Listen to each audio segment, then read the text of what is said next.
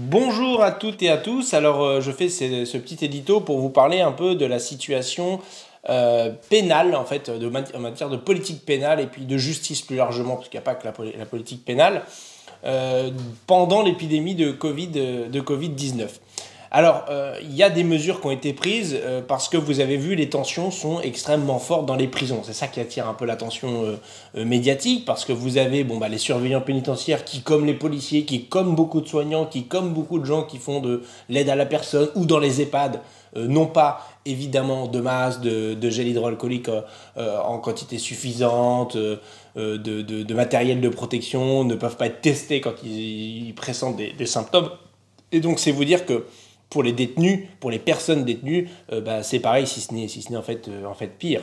Donc vous avez eu des mutineries qui se sont déclenchées dans un certain nombre de prisons, des refus de retourner en cellule, des gens qui veulent pas se conformer aux règles en disant mais attendez, moi je suis pas protégé, s'il y a une épidémie, on est à 3, 4 par cellule, on parle notamment en maisons d'arrêt qui sont surpeuplées, et donc il a fallu se dire bon, et si on arrêtait de mettre des gens en prison premièrement, et si on faisait en sorte que on puisse faire sortir le plus rapidement possible ceux qui sont pas loin de la sortie ou qui sont pas là pour des choses très, très importantes et qui attendaient par exemple d'avoir ce qu'on appelle un aménagement de peine pour convertir leur peine de prison en autre chose. Ça peut être diverses mesures, la plus emblématique est souvent le travail d'intérêt général par exemple, ou le fait d'être obligé d'aller pointer au commissariat, en fonction du type de délit. Voilà, vous avez plein d'aménagements de peine de ce type, notamment pour les personnes qui avaient un projet pour se réinsérer ou pour s'insérer dans la société. Alors, il y a eu comme ça, on annonce à peu près, on va dire 4 ou 5 000 personnes qui pourraient quitter les prisons dans un temps très très court.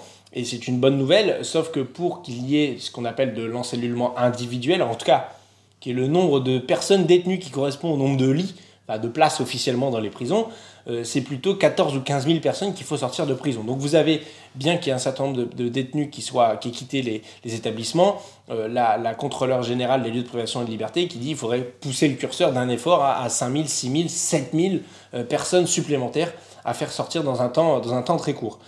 Et on voit bien que là, le gouvernement n'est pas à la hauteur. Alors bien sûr, il montre des signes, bien sûr, parce que la crise est là.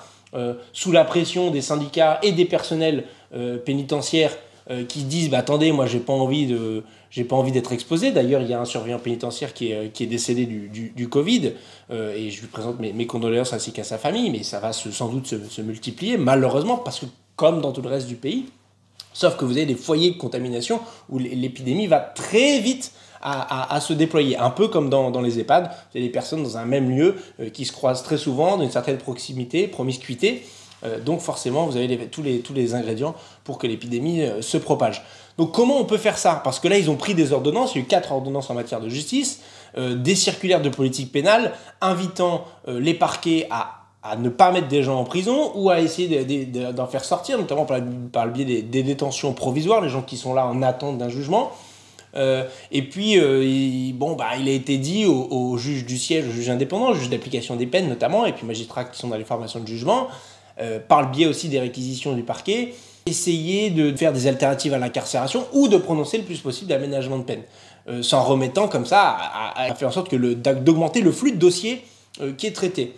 Alors qu'il aurait pu avoir une mesure exceptionnelle, mais simple, et qui a une certaine efficacité, c'est une loi d'amnistie, voire un décret d'amnistie. Alors, bon, une loi, c'est quand même mieux parce que ça permet à l'Assemblée nationale de se prononcer. Un décret, vous savez, c'est que le ministre qui le prend tout seul. Mais ça évite du cas particulier et puis d'engorger aussi, pendant une période de confinement, les juges qui sont censés aménager les peines. On aurait pu, par exemple, se dire que pour tous les délits routiers, conduite en état d'ivresse, conduite sans permis en récidive, qui n'ont pas entraîné la mort de quelqu'un, qui n'ont pas entraîné des blessures de quelqu'un, des gens qui n'ont pas fait d'accident, qui ont juste pas respecté le code de la route. Et c'est pas bien de ne pas respecter le code de la route, c'est pas le sujet. Mais de se dire que ceux-là, bon, si on les sort de prison, ça va pas changer la face du monde, tout va bien se passer. Et de toute façon, il y aura un après-crise et les choses pourront revenir à un minimum à la normale. Mais en tout cas, ceux-là, on peut quand même se dire, allez, sortez de la prison, c'est bon, vous avez rien à y faire. Ceux qui sont en prison pour détention de stupéfiants, je parle même pas du trafic de stupéfiants, pour aller jusque-là, mais parlons même pas du trafic, juste détention, ceux qui avaient des stupéfiants, cannabis ou d'autres sur eux et qui sont incarcérés parce que c'était en récidive, etc. On pourrait se dire que tous ceux qui ont eu des très courtes peines, on a peut-être ce genre de critères, où je regarde mon anti-sèche qui a été faite par Antoine, et je le remercie, mon attaché parlementaire, lui aussi confiné. Par exemple, oui, certains types de vols, des petits vols simples, pour lesquels il n'y a pas eu de circonstances aggravantes, pas eu de violence. C'est bon, allez, dehors. Ça c'est des mesures qui auraient pu être prises pour vider les prisons. Mais bon, c'est pas ça qu'ils ont fait. On voit bien que là encore, la gestion de crise, c'est pas le point fort de ce gouvernement, et ça se paiera cher le moment venu, je vous le dis. Quoi d'autre? Les ordonnances. Sur les ordonnances, il y a quand même 4 ordonnances, et globalement, la philosophie est la suivante, c'est de dire, bon, on va simplifier la procédure pour éviter qu'il y ait le contact avec les justiciables. Et puis, par exemple, on vous dit aussi, il y a normalement des délais pour la détention provisoire. Quand on vous reproche quelque chose, vous n'avez pas encore été jugé, mais on vous suspecte, et puis on suspecte que vous ne vous rendiez pas devant le tribunal la fois suivante, donc on vous met en détention provisoire. Il y a déjà beaucoup trop de gens en détention provisoire dans ce pays. Si vous retirez la détention provisoire, alors il ne faut pas faire comme ça, mais imaginons vous retirez tous les gens qui sont en détention provisoire, vous n'avez plus de surpopulation carcérale. C'est ça la réalité aujourd'hui. Mais bon, on pourrait se dire qu'il faut essayer de la limiter. Ben non, le texte prévoit justement que vous puissiez garder plus longtemps les gens en détention provisoire. Bon, alors je viens de vous dire qu'on essayait de ne pas mettre les gens en prison d'un autre côté, mais là on parlait des personnes condamnées. Donc vous voyez déjà les contradictions qui s'affichent. Et puis globalement, par exemple, aussi sur le contentieux civil, on vous dit, finalement, vous n'êtes pas obligé de faire venir à l'audience, de vous présenter sur place, d'être physiquement là. On peut faire ça par écrit, par échange par écrit. Bon. C'était déjà une tentation en fait dans le projet de loi justice que pour certains types de contentieux, il n'y ait plus d'audience publique. Or, l'audience publique, le fait que l'audience puisse être publique, la justice, elle est rendue de manière transparente et visible de tous, c'est parce qu'elle est rendue au nom du peuple français. C'est la formule consacrée. Alors, on peut comprendre qu'en temps de crise, ok, on simplifie ça, qu'on fasse des visios, etc. Pas de problème. Moi, oui, c'est la crise, on y va. Sauf que disent les ordonnances? Que ça pourra se prolonger au-delà de l'état d'urgence sanitaire, ok, premièrement, et qu'en plus, l'état d'urgence sanitaire peut durer au-delà de la période de confinement. Puisque l'état d'urgence sanitaire, ça peut être aussi pendant le retour à la normale, entre guillemets, et pas juste pendant qu'on est confiné. Donc, la tentation qu'ils avaient de la simplification administrative, empêchant le contradictoire, rognant sur les droits de la défense, et ben voilà, ils le mettent en œuvre, et on voit qu'ils veulent le faire se prolonger derrière. Pourquoi? Pour que les dossiers ils passent plus vite, parce qu'on n'a pas assez de monde. On a à la base déjà pas assez de monde, et après la crise, on n'aura toujours pas assez de monde pour traiter les dossiers, que ce soit de magistrats, parquets, sièges, que ce soit de greffiers, que ce soit d'assistants de justice.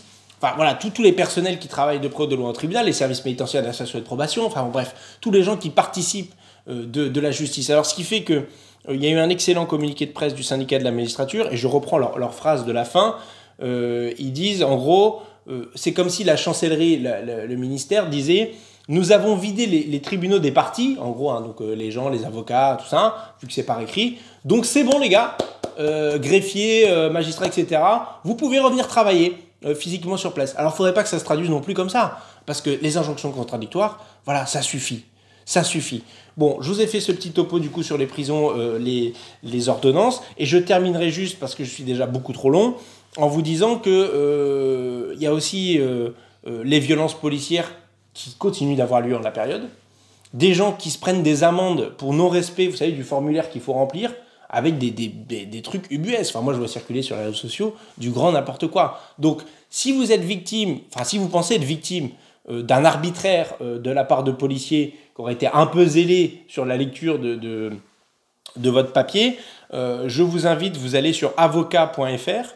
Ils ont mis en place, donc c'est le Conseil national des barreaux qui a mis en place un dispositif qui s'appelle Avocat solidaire, et vous avez gratuitement par téléphone le conseil d'un avocat pour 30 minutes. Voilà, donc ça vous permet d'échanger avec un avocat, de voir si vous êtes dans vos droits, si on a abusé de vos droits, et comment vous défendre. Enfin voilà, n'hésitez pas, restez bien confinés, respectez les gestes, lavez-vous les mains, à plus d'1 mètre de distance, etc. Et puis de toute façon, c'est maintenant qu'on prépare le monde d'après, et le monde d'après, hors de question que ce soit le monde d'avant empire. Allez, à bientôt, ciao.